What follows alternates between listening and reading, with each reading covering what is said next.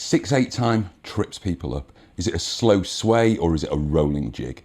Today we're locking in the engine. So we'll look at a slow ballad like Nights in White Satin. Then we'll start picking some melody out. So we'll look at Norwegian Wood by the Beatles. And then we'll finish off with my take on a folky jig accompaniment, which is quite controversial because it starts on an upstroke. The hand will never stop, we just change the weight, not the motion. I'm Skeet, let's dive straight in.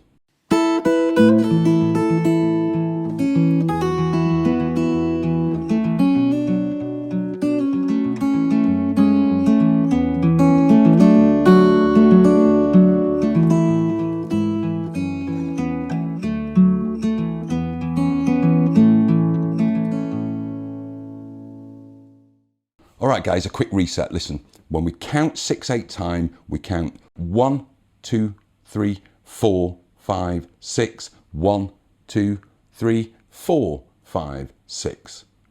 We'll then subdivide it 1 and 2 and 3 and 4 and 5 and 6 and 1 and 2 and 3 and 4 and 5 and 6 and.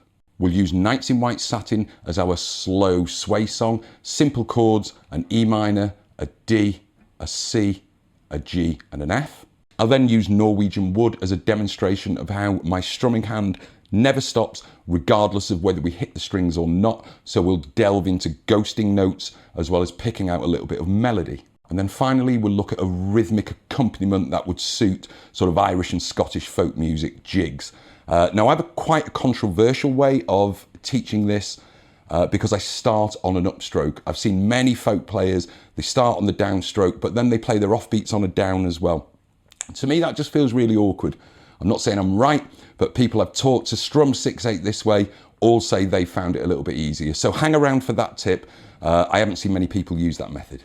Each exercise will start with just scratching the rhythm out, and then we'll introduce the chord or chords. Exercise 1 will be a 6/8 slow ballad feel. I'm going to use Nights in White Satin by the Moody Blues as the example song. With all of these exercises, we'll start by just scratching the rhythm and then we'll introduce some chords. So the way we're going to count Nights in White Satin is as follows. What I'd like you to do is take your hand and just place it over the strings without pressing in. When you strum it, you should get a sound similar to this.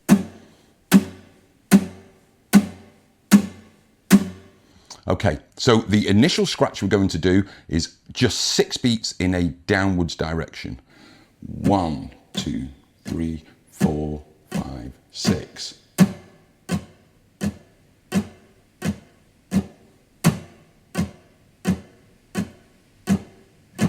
Okay, we got that? Now what we're going to do is add a bigger, thicker accent on beat 4 of that bar. So that will sound like this.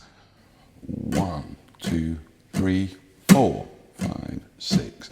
1, 2, 3, 4, 5, 6.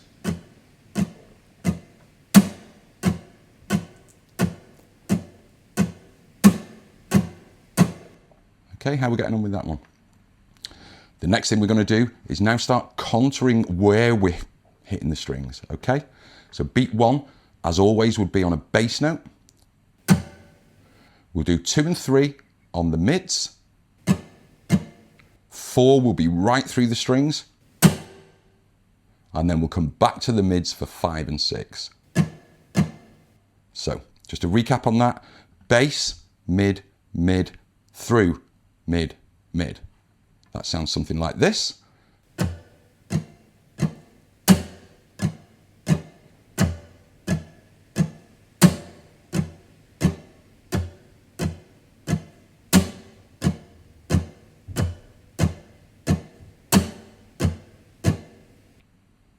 Okay, are we keeping up with that? Don't forget you can rewind any of these little exercises, join in with me, and then just jump forward when you're ready.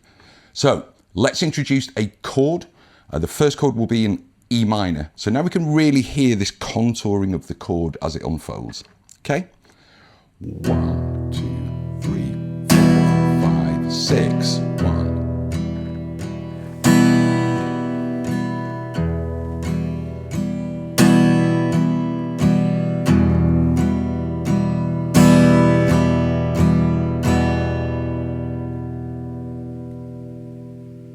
How was that feeling? Easy enough, yeah? Good. So now we're going to start ghosting on some of the notes. The ultimate goal is just not to hit all 6 strings at once. We definitely want the bass note in, and we definitely want that crack on beat 4 that really pulls everything into time. So let's try 1, 2, 3, 4, 5, 6, and 1, 2, 3, 4, 5, 6, and. So notice on the and, I'm coming up on the back of my thumb. If you use a pick, then just come upwards on the back of your pick. I don't. I pretend I'm holding a pick, and I use the bed of my index fingernail to strum downwards and the back of my thumbnail to come up, okay? So the rhythm we used there was beat 1, 4, and the and of the 6, okay? 1, 2, 3, 4, 5, 6, and 1, 2, 3, 4, 5, 6, and 1, 3.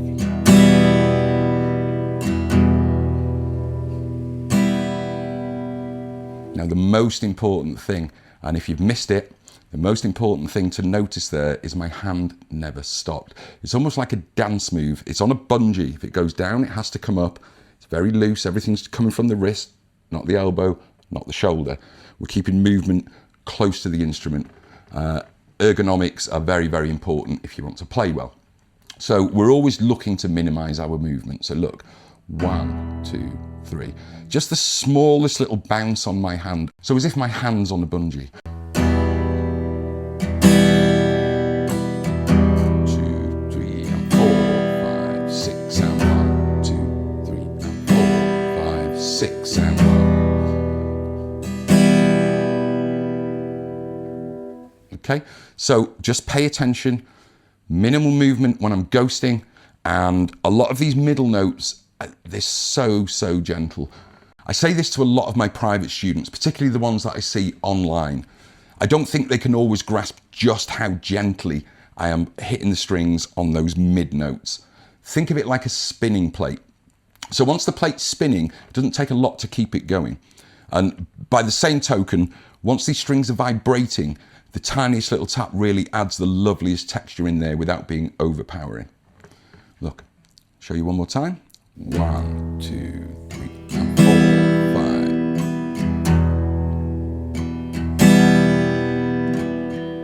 I wonder if I can just play them without the big beats. I don't even know if the microphone will pick this up, but that's how gently I'm doing it, guys. So quiet.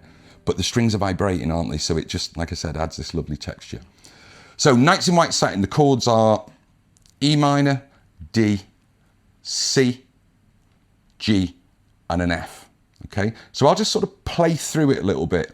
What I'd like, join in, but what I'd like you to do is pay attention to my right hand, particularly when it's ghosting, when it's not hitting the strings at all. I almost feel like it's a dance move, you know. You can mark beats by pulling the hand away just before you whip it in. I'll just play naturally, and then let's have a look at what my hand really did there. Okay.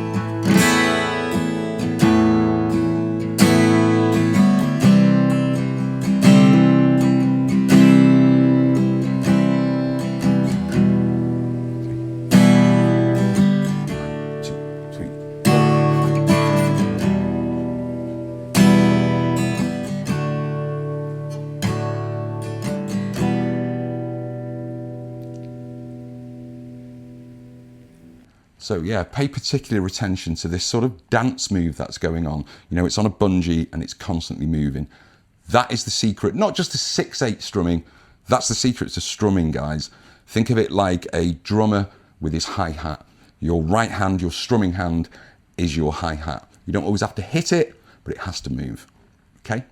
Another popular song we can play using the same strumming pattern is Tennessee Whiskey by Chris Stapleton.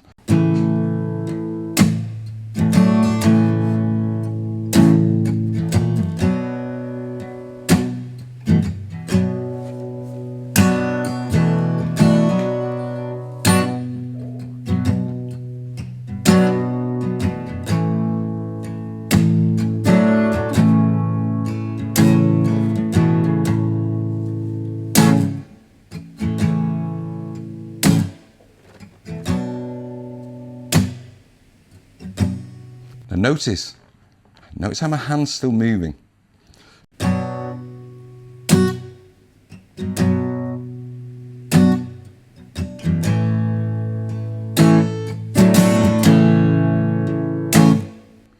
If my hand ceases to move, what's going to happen is the rhythm's just going to sound stiff. It won't be flowing. Keep the hand moving, guys. Let's jump into the next exercise. So that same engine can carry a melody. I'm not going to teach the song, but I'll show you how a few melody notes can pop out without this hand ever stopping. So for this exercise, I'm going to use Norwegian Wood by the Beatles as the example song. So for the most part, we're just going to hold a D major chord down. There's a little walk down from a C back to a D. But initially, we'll just hold the D major down. Like I mentioned earlier, I'm not teaching the song. One important note, actually, if you've got this far into the video, every song that I use in my exercises is purely an example song. What I'm really teaching you is a method or a technique. Now, these can be applied to any song. They can be applied to whatever it is you are wanting to learn. I'm just using these as a vehicle to show you the technique, okay? If you want to learn Nights in White Satin, or if you want to learn Norwegian Wood, fine, drop me a little comment and I'll see what I can do about that. But don't forget, really, the whole point here is just a method and a technique. So, Norwegian Wood by the Beatles. We're going to count this one. 1, 2, and 3, and 4, 5, and 6, and 1. So it's a lot, we're filling more gaps in there than we did in Nights in White Satin, okay? So we'll begin by just scratching the exercise. 1, 2, and 3, and 4, 5, and 6, and...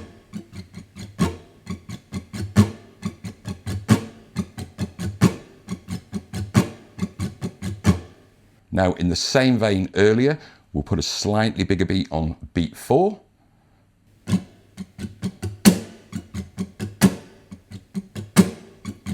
One, 2, and 3, and 4, 5, and 6, and 1.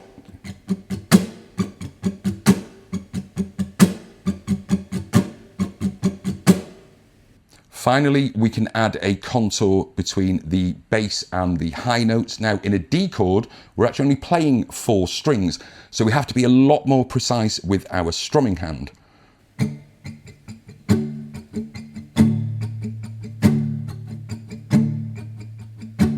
So I'm playing like the D and the G string for the bass note, and then I'm playing the G and the B string for the middle pad, and then I'm pushing right through to that high E string on beat 4, okay?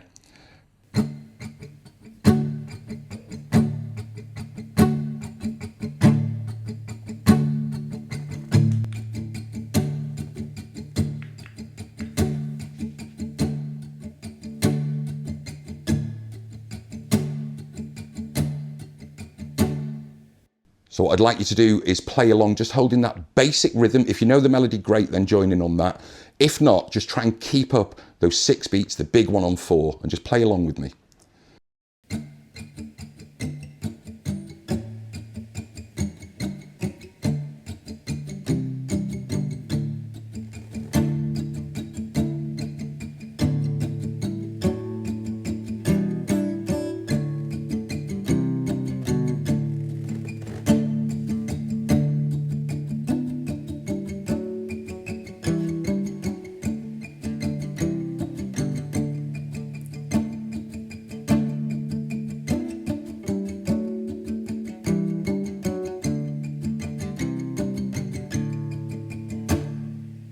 How did we get on with that? So those eighth notes really feel like it's kind of drive an engine through that, don't they? But the song doesn't play all of the eighth notes. The hand does. So let me play it through now how it would be played. Notice how my hand doesn't stop.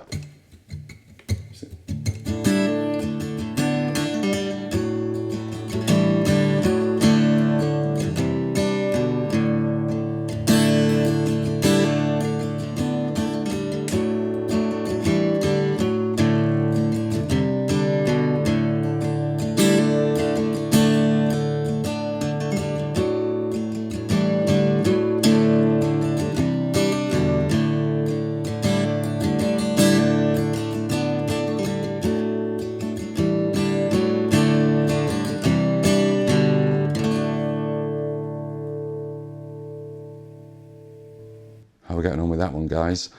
Don't forget, all of these exercises are here for you to just rewind and play along with them, and then we can keep adding the next layer when you're ready for it, okay? So let's move on to the third and final exercise. And now for the upbeat side of 6/8 time. We'll start with an upstroke, we'll ghost on beat 2, and beat 4 is the big one in every bar of this. That's my folk accompaniment. As I mentioned earlier, my folk accompaniment amongst the folk musicians I know is quite controversial because I start it on an upbeat. I always did, just quite naturally always found that pulse first on an upbeat. And when I mentioned it to some folk musicians, they're like, what? You're crazy. But anyone I've ever come across who was struggling to learn to strum in 6/8 time, the second you flip it onto the upstroke first, they just get it. So controversial or not, for me, this is a method that really, really works. I'm just going to make up a chord progression that would suit, you know, an Irish or a Scottish jig. But first of all, as with all of these exercises, we're going to scratch the rhythm out. So it's 2 lots of triplets, as we discussed earlier, in 6/8 time. So that's 1, 2, 3, 4, 5, 6. I'm going to play up, down, up, down, up, down. Up, down, up, down, up, down, up, down, up, down, up, down, up, down, up, down, up, down. Okay? Do that a bit slower for you. Up, down, up, down, up, down, up, down, up, down, up, down. As always, beat 4 is that strong pulse in there. So if you like, that would be 1, 2, 3, 4, 5, 6. 1, 2, 3, 4, 5, 6. Up, down, up, down, up, down. So on that down is your big beat, okay?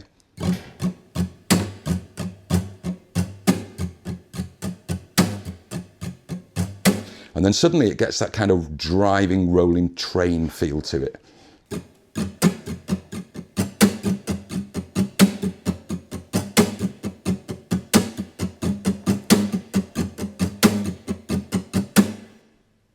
Now, when I'm doing this accompaniment, I ghost the second note of the first triplet. So if you like, it goes up, miss, up, down, up, down, up, down, up, down, up, down, up, down, up, miss, up, down, up, down.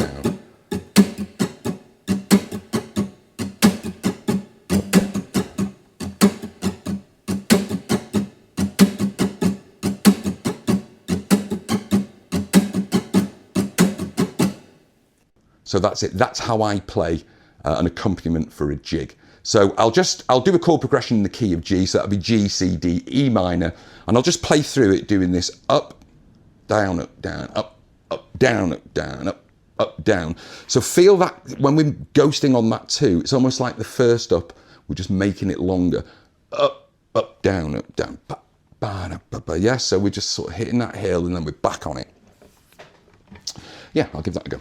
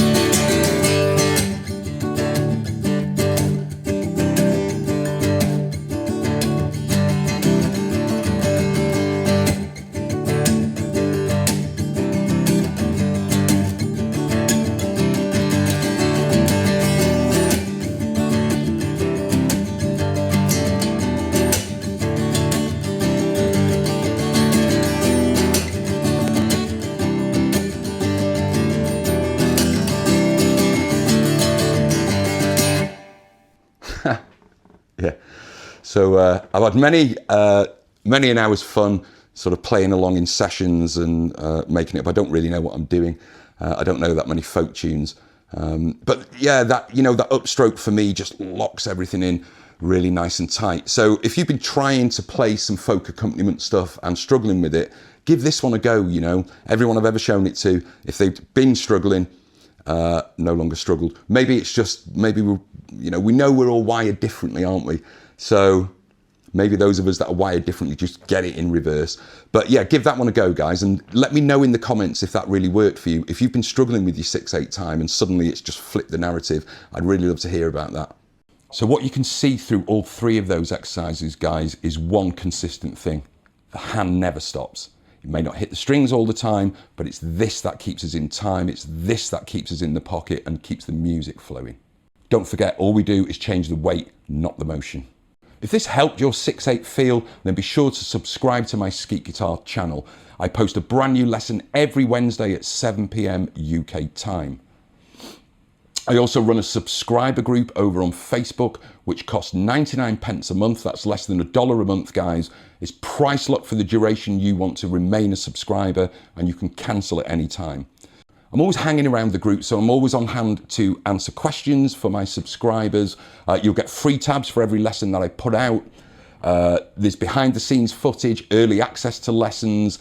Some live streams are going to be happening in the future. So yeah, don't forget, 99 pence a month. You can cancel at any time and the price will never change on you.